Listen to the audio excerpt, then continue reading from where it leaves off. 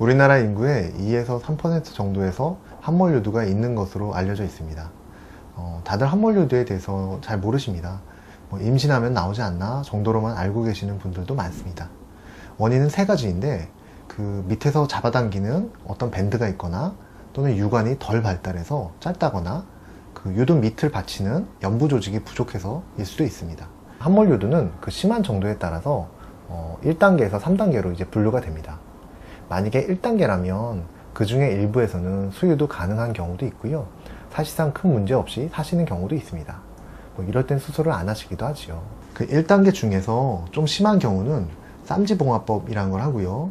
또 밑에서 잡아당기는 조직을 가볍게 늘려주는 간단한 수술을 합니다. 그 2단계와 3단계에서의 수술법은 수유 예정인가 아닌가에 따라서 다르지만 대개 한 30분 정도 걸린다고 보면 됩니다. 또 3단계에서는 밑에서 받쳐주는 연부 조직 자체가 부족하기 때문에 삼각 휘판을 만들어서 주위 조직을 끌어당겨서 유두가 밑으로 내려오지 않게 받쳐주는 방법을 씁니다. 수술 직후에는 방수 테이프를 붙여드리기 때문에 그 수술한 당일날도 샤워가 가능합니다. 수술한 다음에 일상생활 하는데 별 불편함은 없는데요. 약 2주에서 3주 정도 술하고 담배는 끊으셔야 합니다. 다른 것은 특별히 문제 있을 것은 없습니다. 저희는 유방 환자들만 하다 보니까 웬만하면 수유를 가능하면 하실 수 있게 수술을 합니다. 만약에 재발한다면 그때 유관을 절제하는 수술을 해도 늦진 않으니까요. 그래도 수유를 할 수 있게 기회를 한 번이라도 가져보려고 하는 것입니다. 수술 자체가 간결하기 때문에 재발한다 하더라도 간단히 수술을 하면 됩니다. 수유가 가능하게 하는 것에 노하우가 필요한 것이지 기본적으로 어려운 수술이 아니기 때문에 큰 걱정 안 하셔도 됩니다. 수술하시고 일주일 있다가 실밥을 뽑으면 끝입니다. 감사합니다.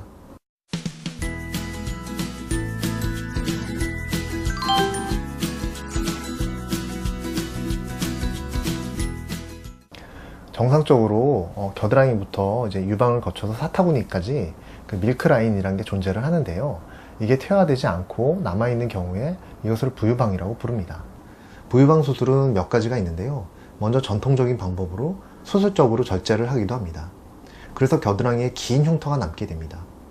만약에 피부가 너무 늘어져 있다면 이런 수술적인 절제 약 10cm 정도의 길이를 통해서 늘어진 피부를 같이 제거해 줘야 하지만 현실적으로 다른 방법으로 대부분 해결이 가능하기 때문에 흉터를 생각해서 요새는 지방흡입이나 아니면 맘모톰이라는 기계를 쓰게 됩니다.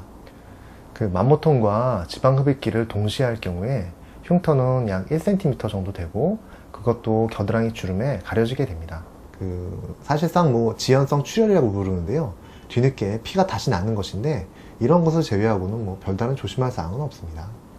만약에 유방에 멍울이 있어서 맘모톰으로 제거해야 할 상황이라면 그 김에 그 맘모톰으로 겨드랑이 부유방도 같이 제거하는 수술을 하기도 합니다. 일단은 유방 초음파로 부유방의 유선 조직의 양과 혹시 있을지 모르는 멍울을 체크하고 유선 조직은 정말 질기고 단단한 조직이라서 어느 정도는 맘모톰으로 긁어내야지 지방만 뺐다가는 임신하고 출산을 겪으면서 다시 다 커져버립니다. 맘모톰으로 유선 조직을 제거하고 나면 임신을 하셔도 상관이 없습니다. 그래도 재수술을 한다 할지라도 그리 어렵다거나 몸에 부담이 되는 수술이 아니기 때문에요. 그냥 다시 좀 긁어주면 됩니다. 부유방 수술은 대단한 작업은 아니니까 큰 걱정은 마시고요. 수술이 끝나고 혹시 피날까봐 탄력봉대로 둘둘 감은 후에 다음날 풀고 샤워하실 수 있습니다. 일상생활도 아무 문제가 없고요. 수술이 끝나면 모두가 바로 일어나서 집에 가십니다. 부분 마취로만 수술하고 수술 후도 별다른 생활에 불편은 없는데 겨드랑이가 며칠 좀 뻐근하긴 합니다. 하루 이틀 쉬시는 것으로 충분하고요. 애기 엄마들도 많이 하시는데 수술한 직후에 애기 안아줄 때 며칠 좀 불편한 정도는 말씀하십니다. 그러나 테니스나 배드민턴처럼 팔을 많이 움직이는 격렬한 운동은 최소 일주일은 안 하시는 것이 좋습니다. 해도 상관없지만 뻐근해서 잘 못하실 겁니다. 효과가 확실하니까 환자 만족도가 매우 높은 수술입니다. 오래 걸리는 큰 수술은 아닙니다. 한쪽당 30분 정도 잡으면 되니까요. 기본적으로 큰 수술이 아니기 때문에 그리 부담 가지지 않으셔도 됩니다.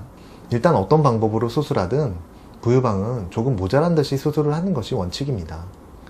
재수술을 피하기 위해서 빡빡 긁어낼수록 감각신경의 손상을 피할 수가 없기 때문에 어느 정도는 보존을 해주는 것이 사실 몸에 더 안전하긴 합니다. 그래서 6개월 정도 후에 한 번 더 리터치를 하는 경우도 있고요. 이때 뭐 남은 것을 더 긁어내는 그 경우도 간혹 있습니다. 하지만 한 번에 하길 원하신다면 뭐 처음에 할 때 좀 더 많이 긁어내야겠죠. 감사합니다.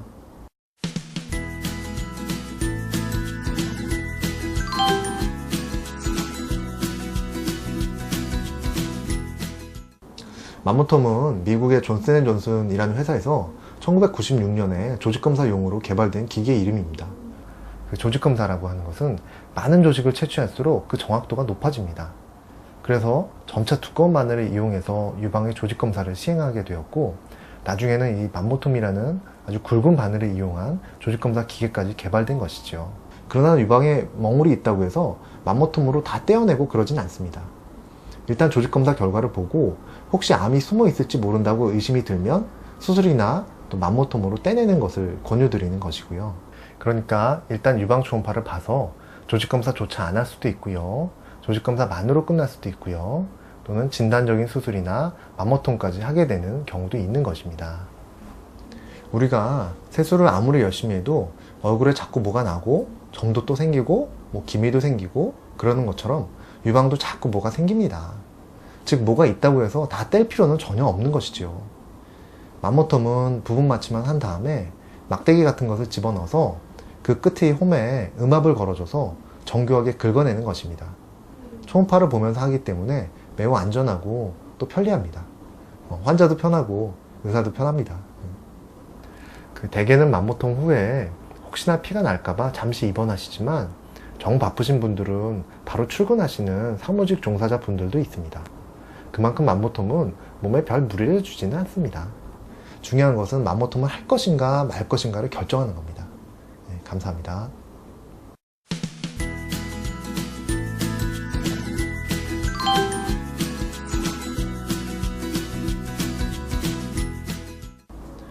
유방암 초기 증상은 다양합니다. 사실 그게 문제입니다. 일단 정기적으로 검진을 하는 것이 제일 속이 편합니다.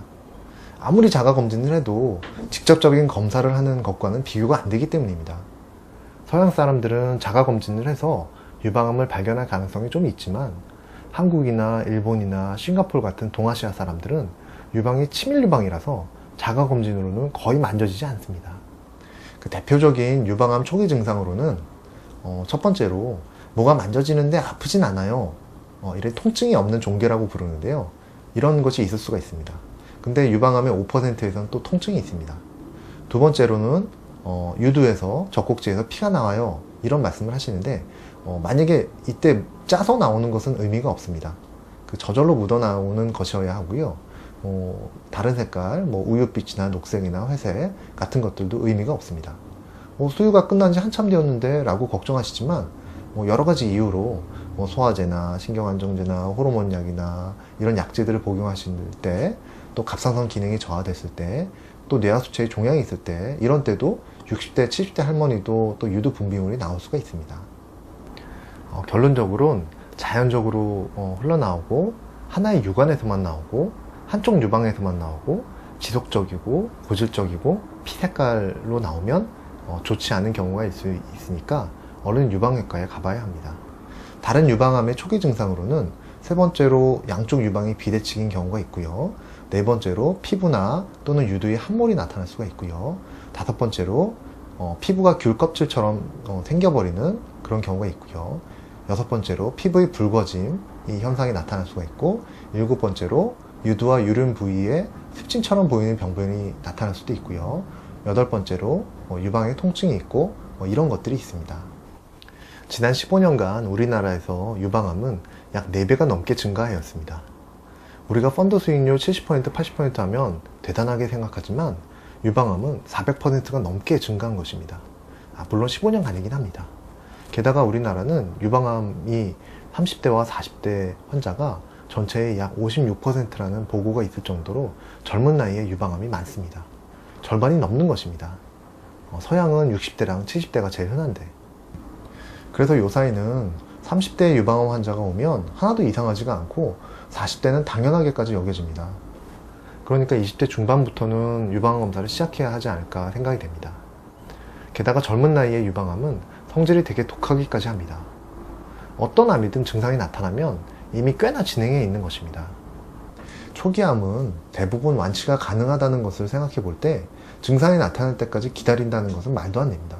무조건 정기검진을 해야 합니다. 건강검진 비용이 적지 않지만 병에 걸리면 돈이 더 듭니다. 되도록 작을 때 발견해야 비용도 절약되고 고생도 덜합니다. 어떻게 평생 아무 병 없이 살 수 있겠습니까? 수월하게 넘길 것인가, 치명적이 될 것인가의 차이죠. 감사합니다.